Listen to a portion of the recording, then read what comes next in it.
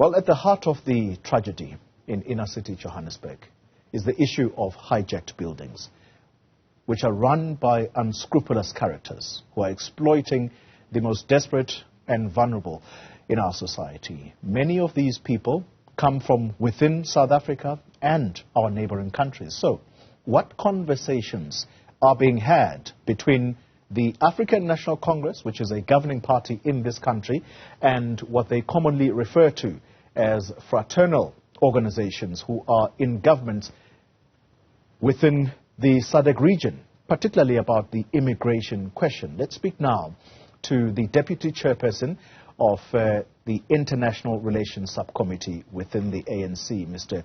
Obed Bapela, who joins us now. Mr. Bapela, thank you very much for your time. It is a difficult time for our country.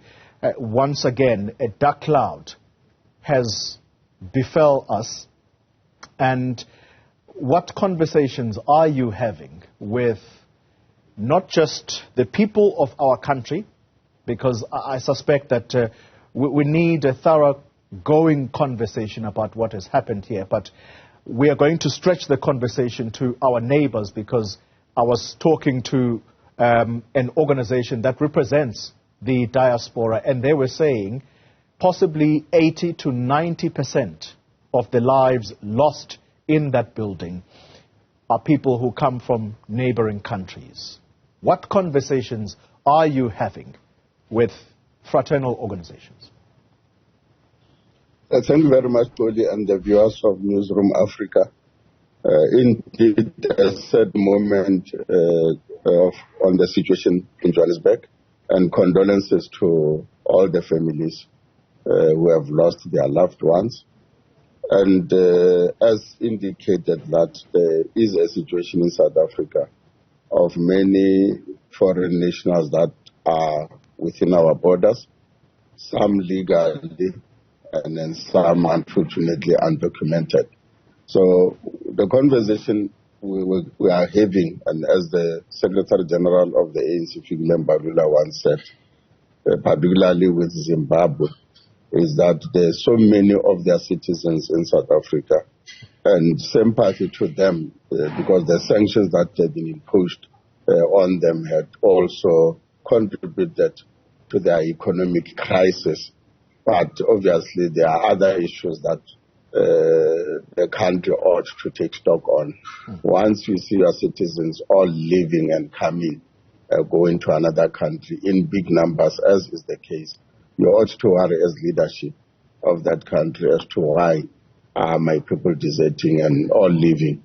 Besides the sanctions, the economic crisis, we also are now the recipients of these people who are all over.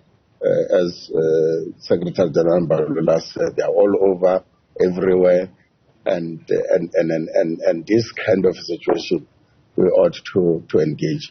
Yeah. We have a meeting of the former liberation movements or liberation movements in SADC or Southern Africa, and one on the agenda is going to be this particular matter.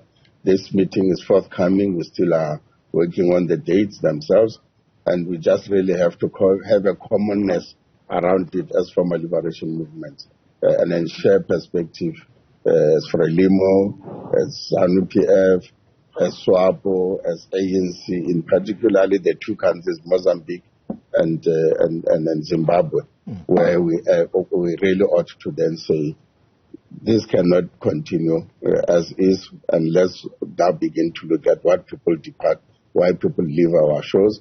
Yes, integration of Africa is a model, but not in this big number as is the case now. Yeah. Mr. Bapela, I'm keen to know, and I'm happy you seem to be focusing the attention on Zimbabwe, and I suppose correctly so, because a large number of foreign nationals in our country does at the moment appear to come from Zimbabwe. Has ZANU-PF ever given you a response as to why so many of their people are in South Africa?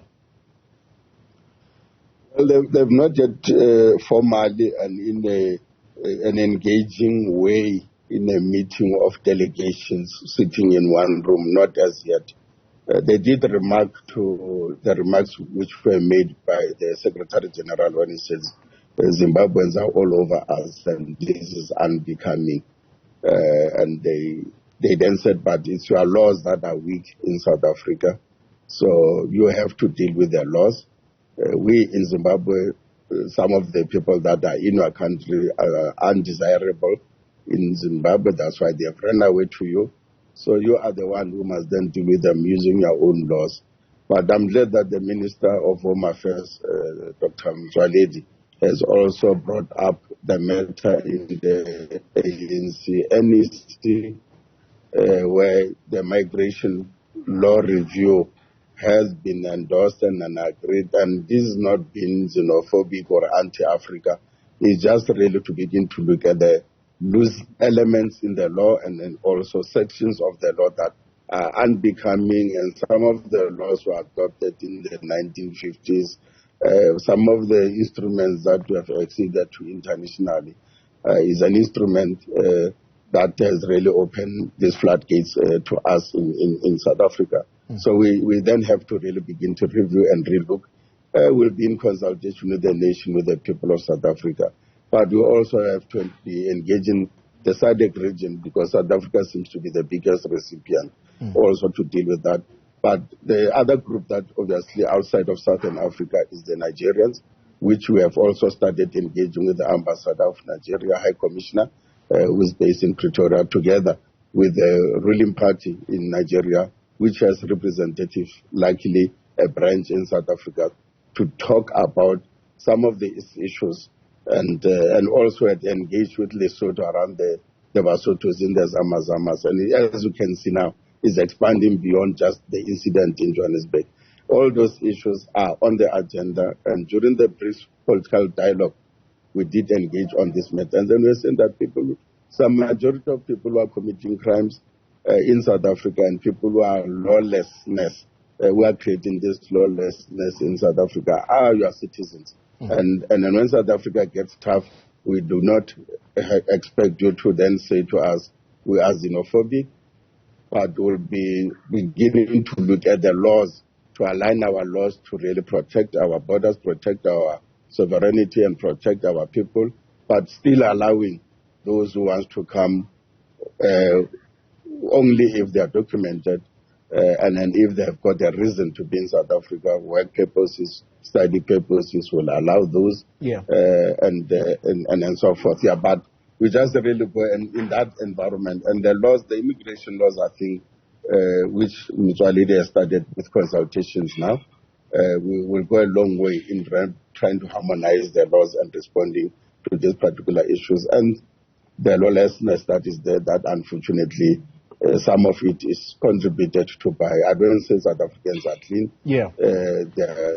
but some of it being contributed by foreign nationals. That's a very interesting remark, Mr. Bapela, as you answered the second question, when you said right at the beginning that the response, particularly from Zimbabwe, they say to you that it's because your laws are weak, and that is why the majority of our people come to your country. If that is the retort from ZANU-PF, have you ever asked whether they are willing to contribute financially to the burdensome issue? Because I remember distinctly the former premier of this province saying that at some point we're going to have to ask countries, particularly our neighbors, whose citizens are here, to contribute to contribute toward them being here, and contribute financially, that is, because the byproduct of the immigration situation in South Africa, Mr. Bapela, is the fight for resources. And that fight for resources indeed stretches to issues of accommodation, which is the subject matter here and now. Have you ever asked them whether they're willing to contribute? Yes, there are problems in Zimbabwe, but fine. While that is being sorted out, help us, because we cannot carry this burden by ourselves? Well, obviously, it's two ways. One, there are services that any foreign national who is in South Africa buys them from us, and they are buying, is contributing to our economy. The buying of clothes, the buying of food. And if you go to Messina, for example, during the elections in Zimbabwe, shop owners were complaining that they don't have customers coming in their shops, and the business was bad that week.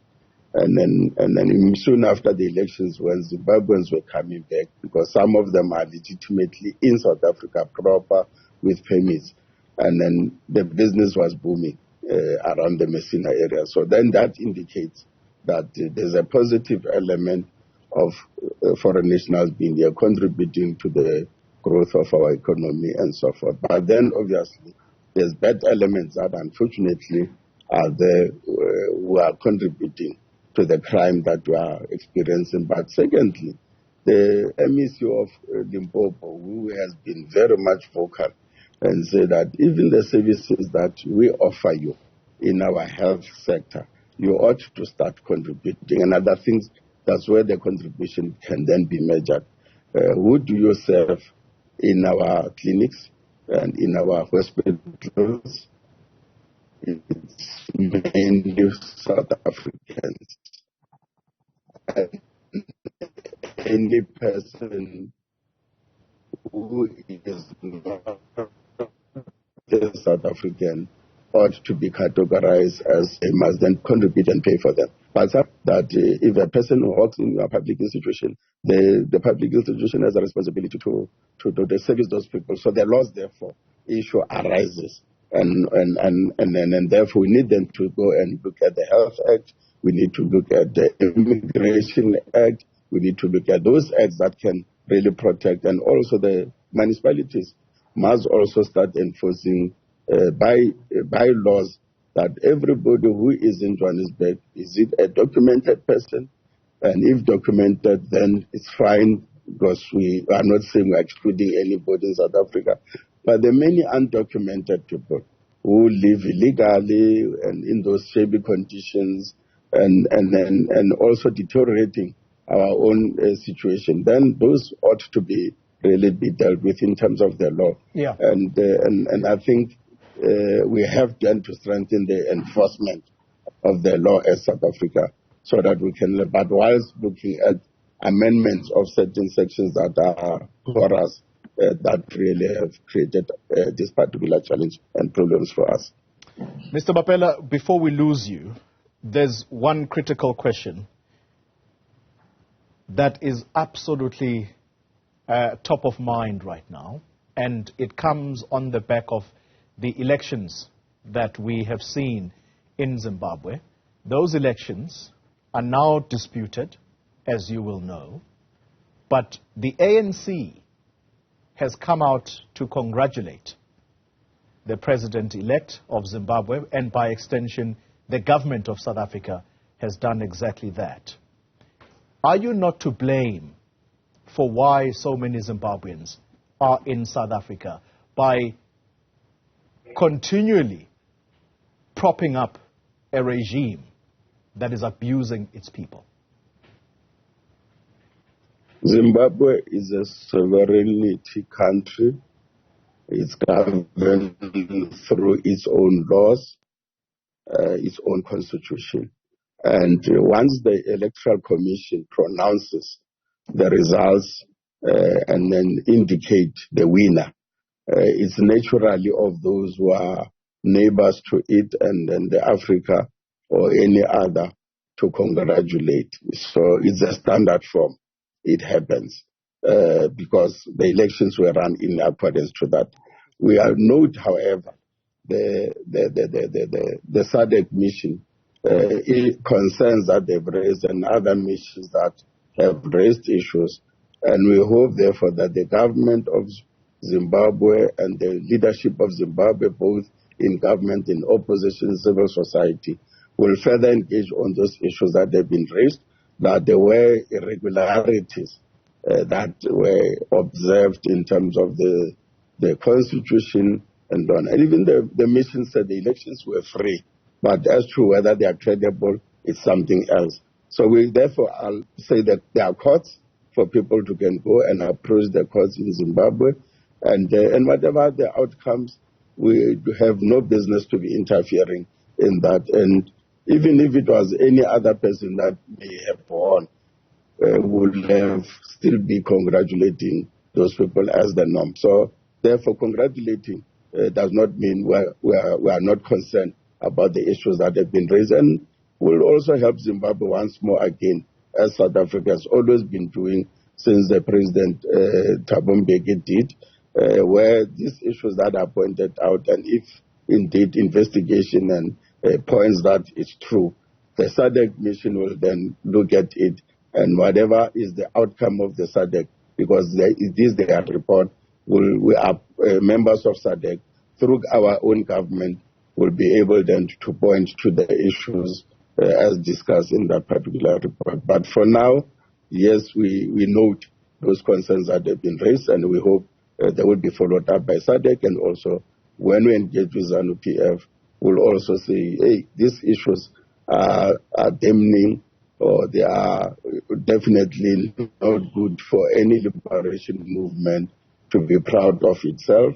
And can you really make sure therefore that we clean them up, and then we're able then to have elections that are credible into the future. But whatever are the courts processes that probably have been initiated, also will have to wait for the outcome. But would you agree, though, that it is as a result of the unstable political situation in Zimbabwe that has caused many of their citizens to come to South Africa, some of them running away from political persecution, but some of them, yes indeed, running away from the financial or socio-economic conditions that they find themselves in? Do you agree that it is as a direct result of the political instability of that country that causes their people to come to South Africa? Well, there was a period in Zimbabwe where there were escalation of tensions and violence, and who are now settled in South Africa. That was the cause. But as the SADC mission has said, these elections were free. No violence was indicated. No intimidation was indicated. However, they are pointing at certain elements in the electoral laws and the Constitution of Zimbabwe as not fully fulfilled. And therefore, the tensions, yes, they did lead to many South Africans coming in, not recently, but in the past. And some of them have since settled here, running away from that particular political tensions. And the second, obviously, as we said, is the economic issues and socio-economic matters that were further also implicated upon by the unilateral sanctions by the USA on Zimbabwe itself at the time when it was going through that particular political turmoil at the time. But those sanctions have not been lifted. SADC has really pleaded with the USA to say it is about time that we lift sanctions so that Zimbabwe can then go and rebuild its own economy, trade with whoever it wants to trade, so that then the more it trades, the more the economy grows. But also Zimbabwe is growing at 5%. Obviously, one has to be careful to say it is a growing in its real terms.